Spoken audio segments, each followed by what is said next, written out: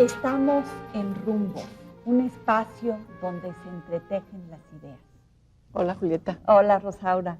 Tenemos dos invitadas este día que vamos a hablar de algunas cuestiones de la cultura y la civilización.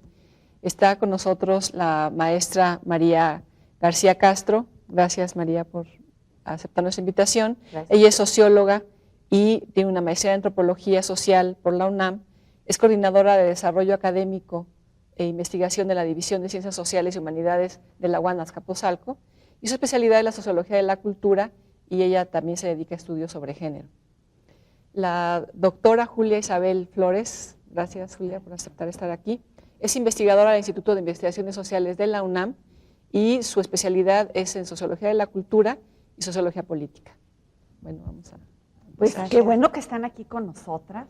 ¿Qué tal si nos platicas qué es esto de civilización o cultura, si son lo mismo? Bueno, es una oportunidad grande hablar sobre cultura, porque es una gran oportunidad para deshacer muchos mitos.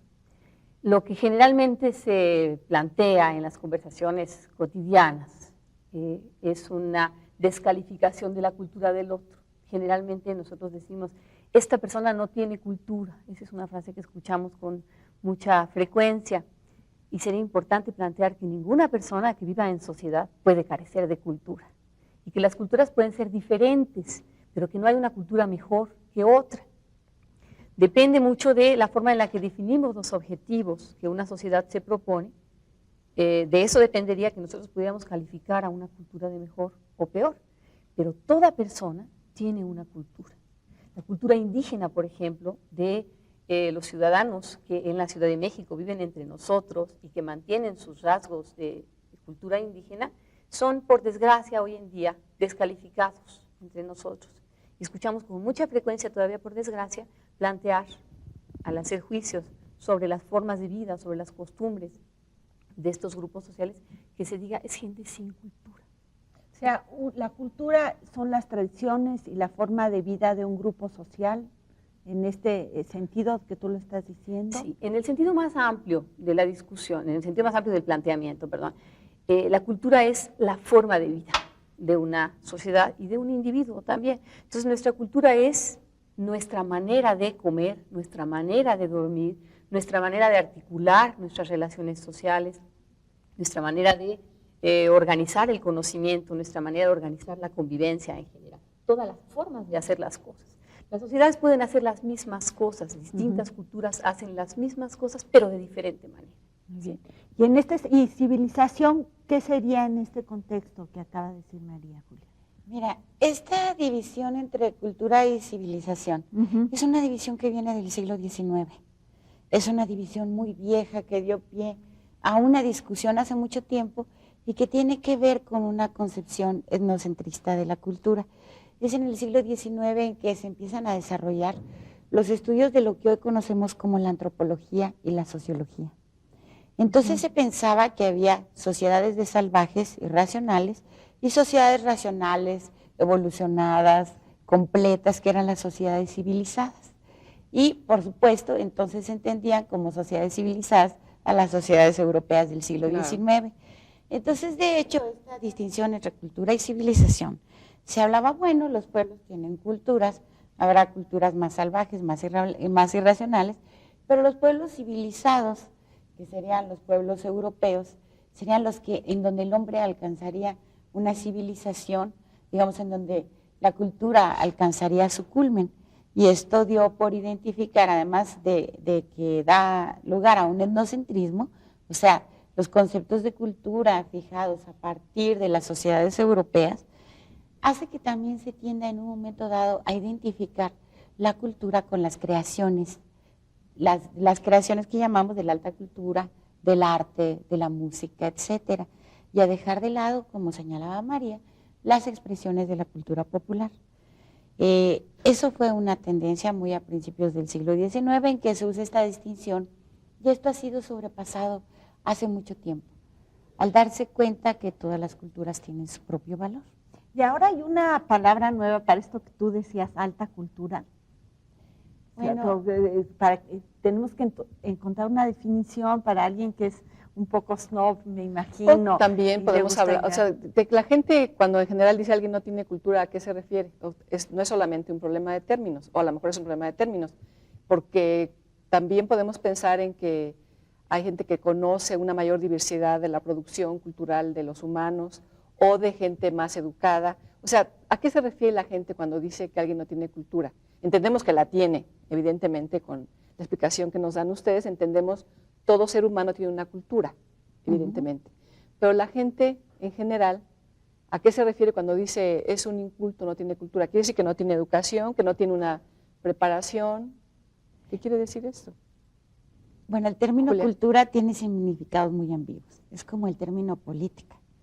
Es un término tan amplio y tan englobante que igual nosotros nos referimos a cultura para hablar de educación o de buenas maneras o de buen gusto, que también nos referimos a que alguien tiene cultura cuando se tiene una gran cantidad de información. Lo que ha sucedido es que dependiendo, digamos, del campo ya se le da un cierto contenido. Hoy ya no tendemos a hablar tanto de la cultura como algo homogéneo ni como algo generalizado. Vemos, y sobre todo en un mundo como el actual, en el que hay tantos procesos de migración, tantos cambios, etcétera, vemos cómo prevalecen las distintas y aparecen las distintas culturas de los distintos grupos humanos, incluso dentro de una misma unidad nacional o estatal. Entonces, o sea, mi pregunta es porque si todos tenemos una cultura, no nos tenemos que preocupar mucho por la educación, o sea, en el sentido de confundir los términos. Ya tenemos una cultura, somos parte de una sociedad, como que suena un poquito ilógico, pero yo creo que vamos a... Yo creo que nos tenemos que ir a un corte y ahora regresamos a seguir platicando sobre cultura, civilización, y qué bueno que a cada quien le diste su valor. Muchas gracias.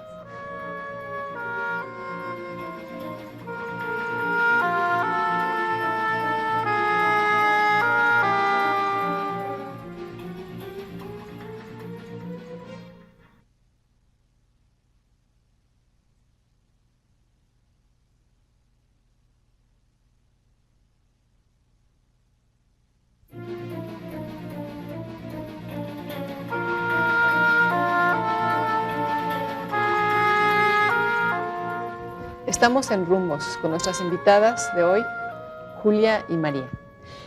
Yo me quedé muy picada con esta discusión de eso de que todas las culturas son muy buenas y todas las culturas son equivalentes, y toda la gente tiene una cultura y son equivalentes.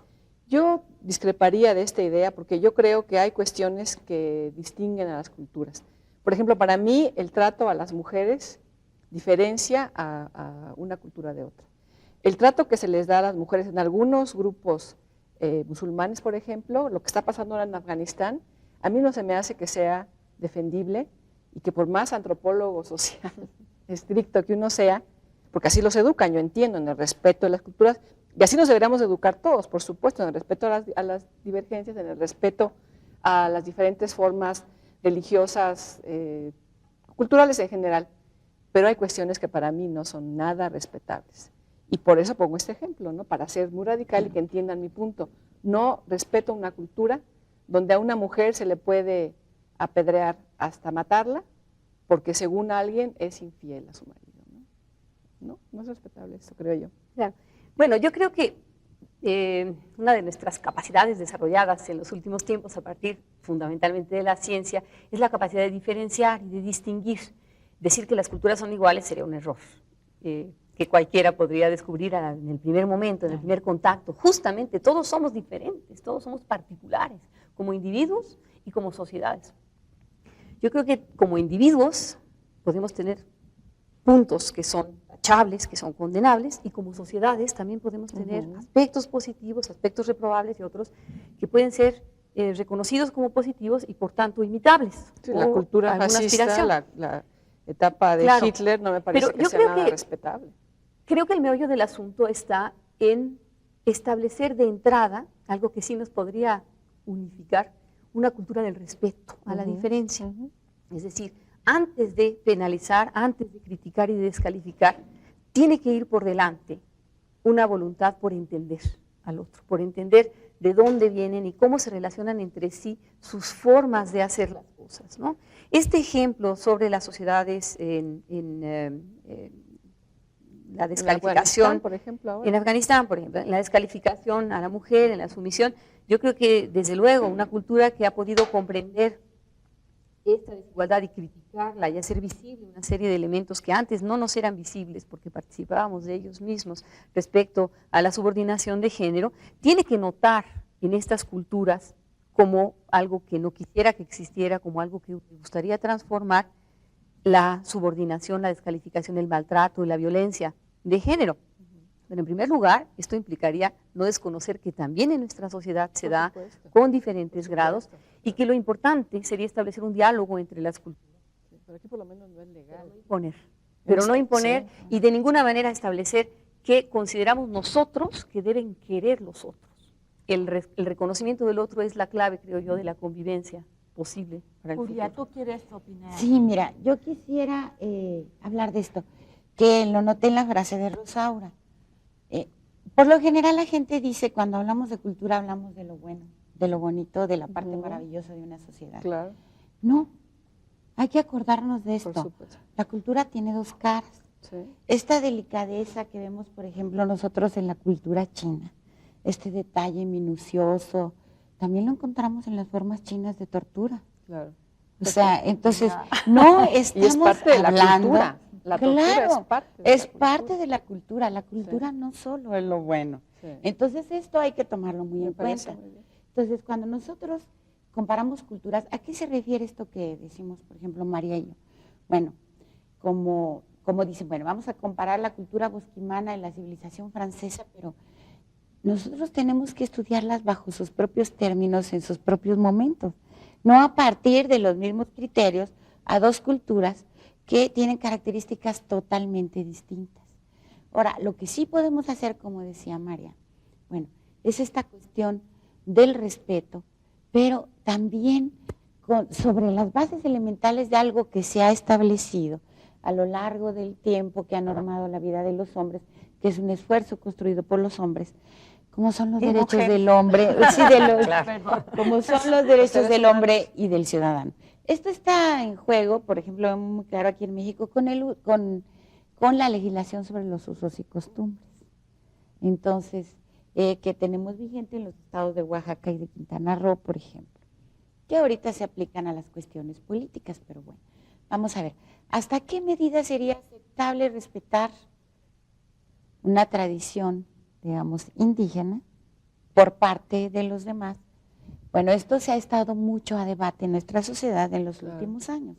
Entonces habrá quienes dicen, hay que respetarlas como estén, y habrá quien dice, bueno, mientras no violen las garantías individuales y los derechos humanos. Entonces, pero un elemento muy importante es este. Para nosotros poder constituir un país, no necesitamos ser iguales. Hay que reconocer que tenemos muchas formas de ser, muchas maneras de hacer las cosas, prácticas, discursos, sentimientos, valores, formas de relacionarnos. Ahora, hay que respetarlas, sí, pero tomando en cuenta también, digamos, estas nuevas cosas creadas por el hombre, que ni son tan nuevas, en realidad vienen del siglo XIX, como son los derechos del hombre y del ciudadano, que esto implica, lo que dice María, primero, tomar el punto de vista del otro, respetarlo.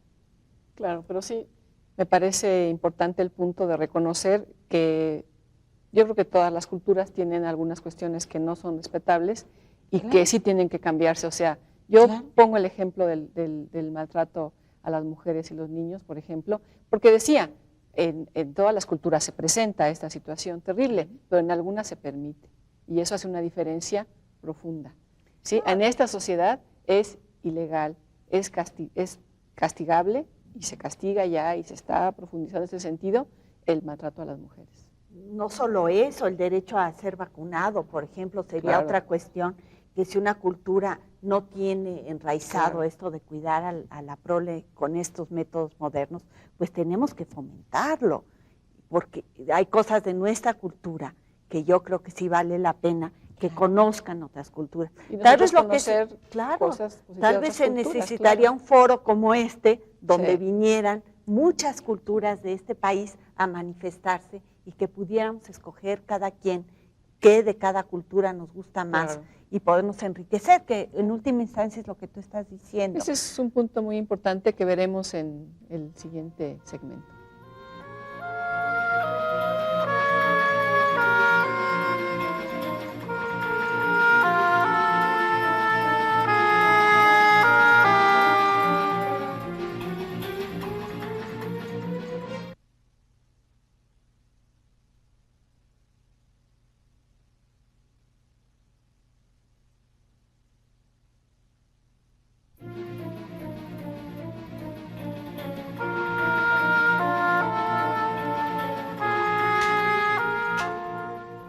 Estamos en Rumbos platicando sobre cultura y civilización.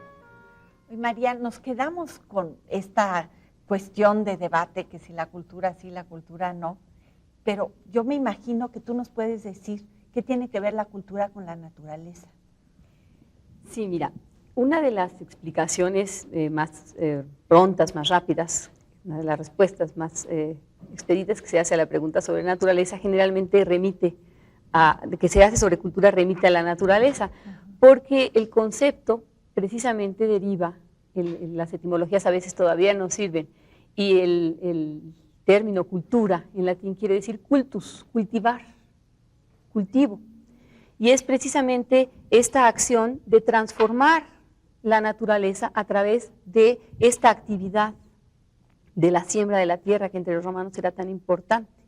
Entonces, el origen de la palabra significa precisamente transformar a la naturaleza, esta gran habilidad, esta gran capacidad que el hombre tiene para hacer uso de la naturaleza, para su subsistencia, a través de las transformaciones que ejerce sobre ella. Es una manera de controlarla, de dominarla, de hacerse dueño de alguna manera y servirse. De adaptarse a ella. De adaptarse a ella, pero más bien de hacer uso, de transformarla, de acondicionarla para sus propios objetivos, ¿no? Entonces, esta sería la razón, este sería el origen del término, pero además tiene que ver con esta idea de que una cultura es más cultura y una civilización es más civilizada, mientras más se aleja de este contacto directo, contacto directo con la naturaleza. Esto nos puede llevar a unas aberraciones tremendas, me imagino. Oye, y Julia, ¿tú cómo ves el futuro? En este programa nos gusta pensar si vamos para bien o para mal. Claro. ¿Qué rumbo llevamos? ¿Qué rumbo llevamos, exactamente? Mira, yo pensaría en términos de comparar lo que estamos viendo hoy con lo que, si queremos pensar que ya estamos en el siglo XXI o XX, no lo sé. Pero bueno, una cosa que yo pienso es, ¿qué fue el siglo XX? El siglo XX fue básicamente el siglo de la industrialización, el siglo de la tecnología, el siglo de la democracia. Desgraciadamente fue también el siglo de las grandes guerras.